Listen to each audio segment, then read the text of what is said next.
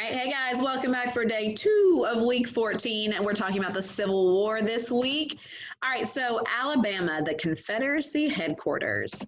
If you had been standing outside of the Alabama Capitol building on February 18th, 1861, you would probably be clapping and cheering for the inauguration of a new president in Alabama. So why did this inauguration take place in Alabama instead of Washington, D.C.? Good question. If it was for the President of the United States, the inauguration would be in Washington, D.C. However, this was not for a president for the United States. This was the inauguration for the President of the Confederate States of America, or the CSA, which is what the southern states formed when they seceded from the Union. The capital of the CSA was in Alabama. Does anyone remember what city it was in? We talked about it right before Thanksgiving. Yes, it was Montgomery, which is now, ironically, our state capital. All right, so who was this president that was elected and inaugurated as the first official president of the Confederate States of America? Well, it was this guy. His name was Jefferson Davis, and he is a veteran of the Mexican-American War, a graduate of the U.S. Military Academy, and a former senator from Mississippi, and he was even a former Secretary of War for the United States. So he was qualified, but was he a president of the most intelligent idea that Americans have ever had? No, he was not.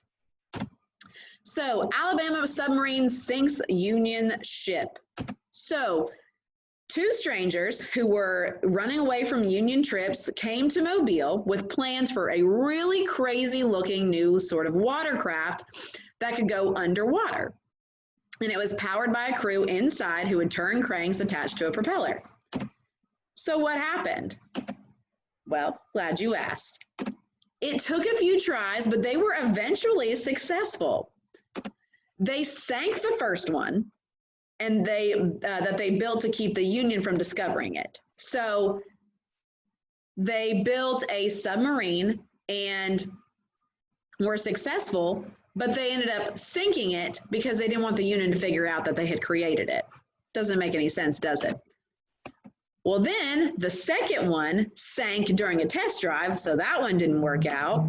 The third one, though, called the Hunley, was a big success, but it's also a big mystery as well, because it sank a warship off the coast of South Carolina, but then the Hunley sank as well. So even though it was really successful and it was able to sink a warship off the coast of South Carolina, it still sunk. No one knows why. They're not sure why it worked so well, sunk a ship and then sunk itself. But in 1995, the Hunley was actually found and put in a huge laboratory where scientists are looking for what may have caused it to sink with all of its crew inside of it. And here is a picture of what they found of the Hunley in 1995.